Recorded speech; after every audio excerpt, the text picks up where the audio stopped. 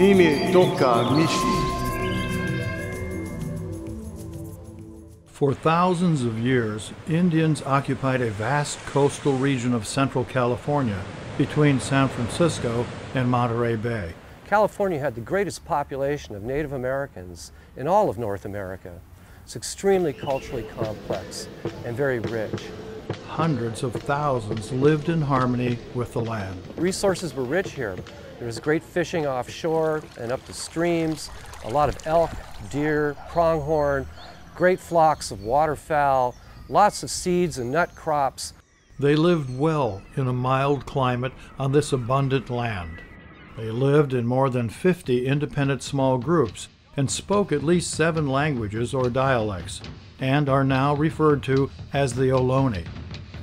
Ohlone was a title that was given to us by the anthropologists. Then everything changed when the Spanish established missions throughout California and built the Santa Cruz Mission. And so they greeted the newcomers. They fed them, they helped guide them along their way. To gain a foothold for Spain in this new world, the Spanish made the Indians work as laborers to build the mission. The Padres used the mission to culturally change, civilize, and convert the California Indians to Christians. This was a period of great upheaval and change for the Indians. The Spaniards unwittingly introduced European non-native diseases that made the Indians sick, and many died. The way they had lived for thousands of years would never be the same again. It's been over 50 years since the original owners worked to preserve this important historic property. Today, because of their efforts, this state park is listed among California's most valued cultural heritage sites. They built the mission buildings.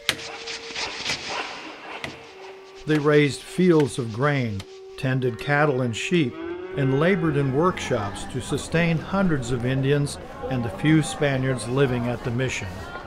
Some Ohlone joined the mission in search of a better life. The availability of food, shelter, and protection was very appealing. The Mexican Revolution led to the complete collapse of the mission system. The Mexican government forced out the Spanish soldiers and administrators, and the missions shifted to Mexican control. The mission complex rapidly fell into disrepair. Some fortunate Indians were able to keep their holdings and sold them. Unjustly, Mexican Californios claimed most of the land and took the buildings that had been given to the Indians. Many landless Indians had to become farmers, laborers, and ranch hands. The surviving mission Indians then had no choice but to work as the caballeros and vaqueros at the local ranches, which were now growing in number and complexity. During the Mexican period of time, which was 15 years, over 100,000 Indians died. With the advent of California statehood, many more Indians passed away. But by the time of the American period and statehood in 1850, many people thought that the local Indian people were gone, when in truth, they had blended into Hispanic society. The Americans won the war with Mexico and took over the ranchos and used the local Indians to do the work required. With the discovery of gold in Central California in 1848, the world rushed in. It's one of the greatest migrations of humans in the history of the planet. And they go people coming in for the gold, that's part of the sacred claim, take the land and the resources, and do away with the Indians and turn them into slaves. And many California Indians ceased to openly identify themselves as Indians. They sought to minimize their heritage and identity so as to be less noticed by the hostile incoming American gold miners. By the beginning of the 20th century, disease, oppression, and statutory decree reduced the Indian population by nearly 90%, leaving approximately 15,000 Indians. As a child, I can remember my great-grandmother and my great-aunt telling me, never say you're Indian, always say you're Mexican. During the time from the turn of the century, many California Indians moved to reservations, sought work as they could find it, and blended in with society as best they could.